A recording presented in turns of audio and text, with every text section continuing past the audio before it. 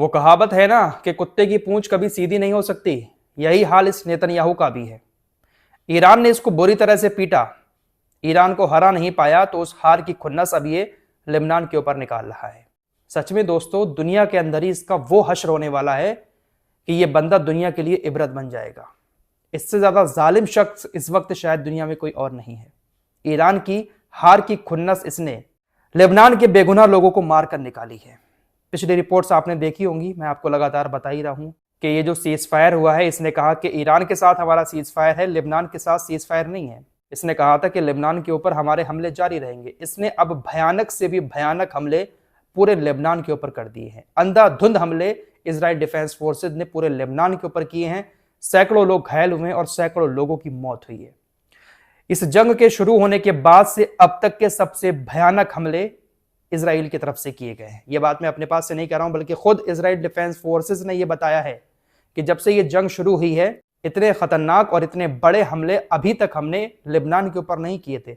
आज पहली बार इस जंग के दौरान सबसे बड़े हमले लेबनान के ऊपर हमने किए हैं। इजराइल डिफेंस फोर्सेज ने खुद इस बात को बताया है कि हमने सिर्फ 10 मिनट का ऑपरेशन चलाया है। 50 लड़ाकू विमान एक साथ लेबनान के ऊपर गए।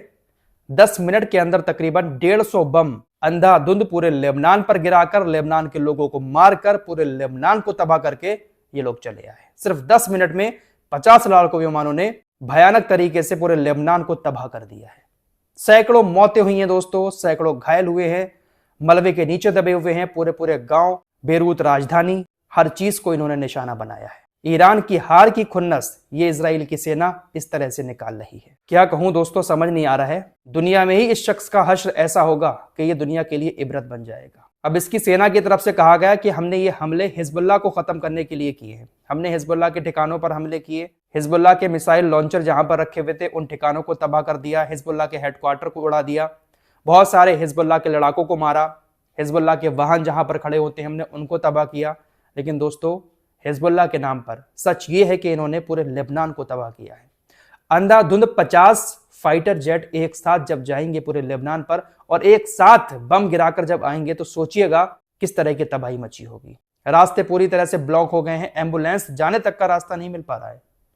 हॉस्पिटल्स की तरफ से एडवाइजरी जारी की गई है कि जो लोग सड़कों पर हैं वो सड़कों से हट जाएं। सड़क पर कहीं पर मलबा पड़ा हुआ है तो लोगों से अपील की जा रही है कि उस सड़क को क्लियर करें, क्योंकि घायलों को हॉस्पिटल पहुंचाना है। पूरे लेबनान के अंदर दोस्तों हाहाकार मचा हुआ है। अभी इस हमले को सिर्फ 1 घंटा ही हुआ है। रेड क्रॉस की टीम वहां पर काम कर रही है, उसकी तरफ से जानकारी दी गई है कि तकरीबन अब तक 300 लोगों को हॉस्पिटल पहुंचाया गया है। 100 से ज्यादा लोग मारे गए हैं। मलबे के नीचे अभी सैकड़ों लोग दबे हुए हैं। सबको निकालने की कोशिश की जा रही है। इन लोगों की बस इतनी ही औकात है। ये लोग सिर्फ और सिर्फ बेगुनाह लोगों को ही मार सकते हैं। इनको हजम नहीं हो रहा है कि हम ईरान को तबाह क्यों नहीं कर पाए। आखिर ईरान की शर्तों पर सीज फायर लागू कैसे हो गया। बेंजामिन नेतन्याहू को अपनी कुर्सी बचानी है, जेल जाने से अपने आप को बचाना है, इसलिए इसकी तरफ से इस तरह की हरकतें की जा रही हैं। अब देखते हैं कि ईरान का रिएक्शन क्या रहता है।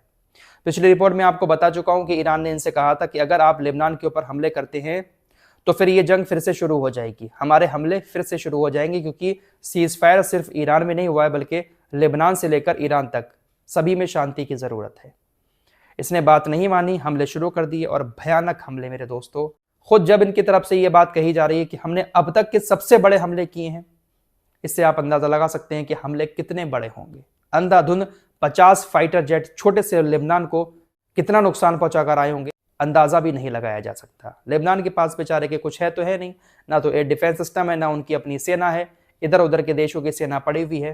हिजबुल्लाह को मिटाने के नाम पर ये लोग लेबनान को इस तरह से बर्बाद कर रहे हैं। फिलहाल ईरान का रिएक्शन क्या होगा जल्द आपको बताएंगे। पिछली रिपोर्ट में मैंने आपको एक खबर दी थी कि ईरान की लाबन द्वीप पर एक ऑयल रिफाइनरी है, वहां पर धमाके की आवाज आई थी। दरअसल इस ऑयल रिफाइनरी पर ड्रोन अटैक हुआ था। अब ये ड्रोन अटैक कहां से हुआ इसकी जानकारी अभी पूरी तरह से सामने आ ही नहीं पाई है, लेकिन ऐसा कहा जा रहा है कि ये ड्रोन अटैक यूएई के क्षेत्र से ईरान की ऑयल रिफाइनरी पर हुआ था। अब ईरान की इस ऑयल रिफाइनरी पर हमले के 2 घंटे के बाद खबर आ रही है कि सऊदी अरब की ऑयल रिफाइनरी को निशाना बनाया गया। बहरीन के अंदर भी हमले हुए, यूएई के अंदर भी हमले हुए। साथ ही साथ कुवैत की तरफ से भी यह कहा जा रहा है कि हमारी ऑयल रिफाइनरी पर ईरान की तरफ से ड्रोन हमले किए गए हैं सीज फायर लागू होने के बाद। और ये बदला लिया गया है ईरान की तरफ से, क्योंकि ईरान की एक ऑयल रिफाइनरी पर हमला हुआ, उसके बदले में हमारे ऊपर हमले कर दिए गए। फिलहाल अभी तक ना तो ईरान की तरफ से ये कहा गया है कि हमने अपने ऊपर हुए हमले का बदला लिया है, और ना ही अभी तक ये कंफर्म हो पाया है कि ईरान की ऑयल रिफाइनरी पर किसने ड्रोन अटैक किया था। ऐसी चीजें सामने आ रही हैं कि इसके पीछे इजराइल के कुछ संगठन हो सकते हैं जो इलाके में मौजूद हैं, उनकी तरफ से ईरान की ऑयल रिफाइनरी पर हमला किया गया, और उसके बाद ईरान के कुछ संगठनों ने कुवैत, सऊदी अरब और यूएई की ऑयल रिफाइनरी को निशाना बनाया हो सकता है कि इलाके में मौजूद इजराइल और ईरान के कुछ संगठन सीज फायर ना चाहते हों, इसी के चक्कर में उन्होंने एक दूसरे के ऊपर हमले किए हैं। फिलहाल सऊदी अरब में, कुवैत में, यूएई में ड्रोन अटैक हुए उनकी ऑयल रिफाइनरी पर, ईरान के अंदर भी अटैक हुआ। अब इसके पीछे कहीं ना कहीं हो सकता है कि इजराइल की ही साजिश हो, क्योंकि इजराइल नहीं चाहता है कि सीज फायर इस तरह से 2 हफ्ते तक चलता रहे। इजराइल ने लेबनान के ऊपर ये जो हमले किए हैं, ये भी इसी वजह से किए हैं ताकि ईरान दोबारा से जंग शुरू कर दे, इसीलिए भयानक हमले किए हैं। ज्यादा मौतें होंगी, ज्यादा लोग घायल होंगे, ज्यादा तबाही होगी, तो सीज फायर खत्म हो जाएगा। हिजबुल्लाह भी पलटवार जरूर करेगा दोस्तों, ऐसा तो है नहीं कि हिजबुल्लाह के ऊपर इतने बड़े हमले हुए हैं हिजबुल्लाह पलटवार ना करे। जब हिजबुल्लाह पलटवार करेगा तो जो सीज फायर है वो पूरी तरह से खत्म हो जाएगा। यही नेतन्याहू की मंशा भी है।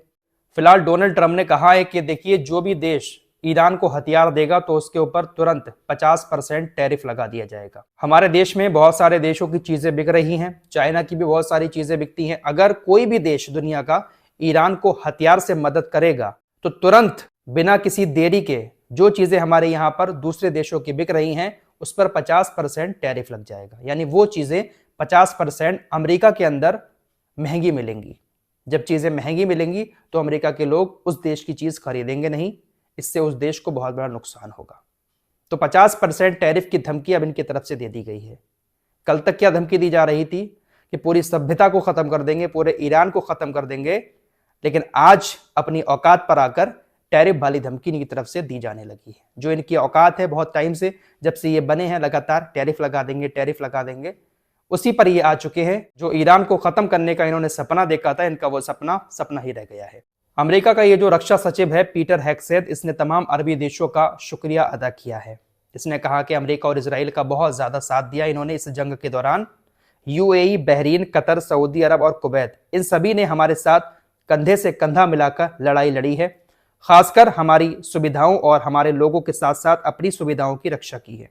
हम इसकी सराहना करते हैं और हमारा ये साथ ऐसे ही हमेशा जारी रहे। तो खुलकर अमेरिका कह रहा है कि इन तमाम अरबी देशों ने कंधे से कंधा मिलाकर हमारा साथ दिया है इस जंग में। सबसे बड़ी खबर इस वक्त की यही है दोस्तों कि पूरे लेबनान को इजराइल ने तबाह कर दिया है। कितनी मौतें हुई हैं इसकी जानकारी तो कुछ घंटों के बाद सामने आएगी, लेकिन अभी 100 से ज्यादा मौतों की खबर है। अंधाधुंध इजराइल के फाइटर जेट 10 मिनट में 100 से ज्यादा जगहों पर हमले करके 160 बम गिराकर भाग आए हैं। अब ईरान का क्या पलटवार होगा वो तो वक्त बताएगा। हर एक चीज पर हमारी नजर लगातार बनी हुई है। हर अपडेट जानने के लिए हमारे चैनल को सब्सक्राइब करके हमारे साथ जुड़ सकते हैं।